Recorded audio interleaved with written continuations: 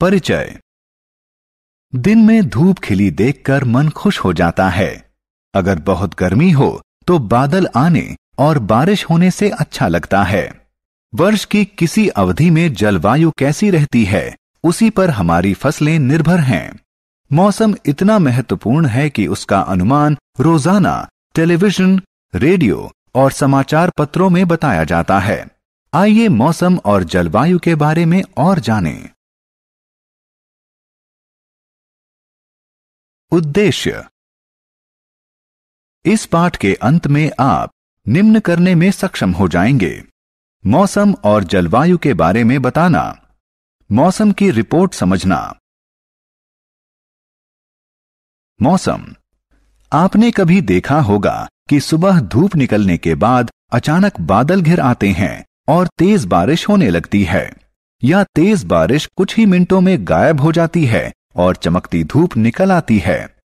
इसे ही मौसम बदलना कहते हैं।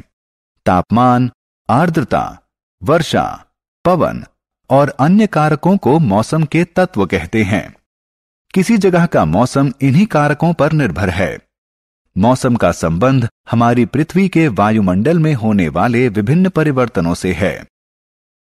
मौसम बदलने का कारण।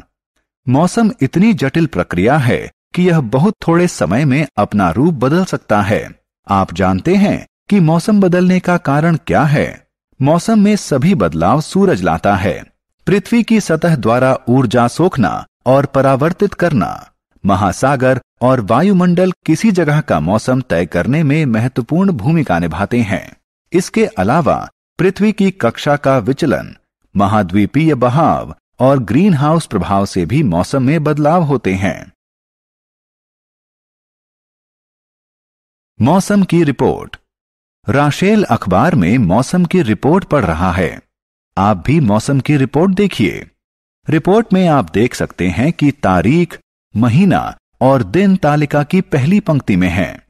दूसरी पंक्ति में उस दिन का मौसम बताया गया है। तीसरी पंक्ति में दिन का न्यूनतम और अधिकतम तापमान दिखाया गया है। अधिकतम और न्यूनतम तापमान विशेष थर्मोमीटरों से रिकॉर्ड किया जाता है, जिन्हें अधिकतम और न्यूनतम थर्मामीटर कहते हैं। तालिका की चौथी पंक्ति में सापेक्ष आर्द्रता बताई गई है। आर्द्रता हाइग्रोमीटर से नापी जाती है। मौसम की रिपोर्ट में कभी कभी वर्षा की मात्रा भी दी जाती है। वर्षा की मात्रा मापन का यंत्र वर्षा मापी यानी रेन गॉज कहलाता है। जलवायु। आइए अब जानते हैं कि जलवायु और मौसम में क्या अंतर है। लंबे समय में, मान लीजिए 25 वर्ष में, मौसम का औसत रूप उस जगह की जलवायु कहलाता है। अगर किसी जगह का तापमान अधिकतर समय ऊंचा रहता है तो उसकी जलवायु गर्म कहलाती है। अगर ऊंचे तापमान के साथ बारिश भी बहुत अधिक होती है, हम कहते हैं कि उस जगह की जलवायु गर्म और नम है।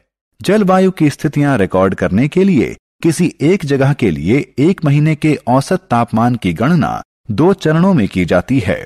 पहले उस महीने में दर्ज औसत तापमान की गणना की जाती है। उसके बाद कई वर्षों के उन औसत तापमानों का औसत निकाला जाता है। सारांश। आइए हमने जो कुछ सीखा है उसे संक्षेप में दोहराएं।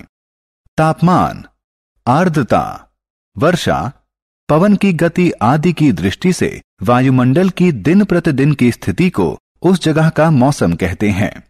लंबे समय, उदाहरण के लिए 25 वर्ष में किसी जगह का मौसम का औसत स्वरूप जलवायु कहलाता है।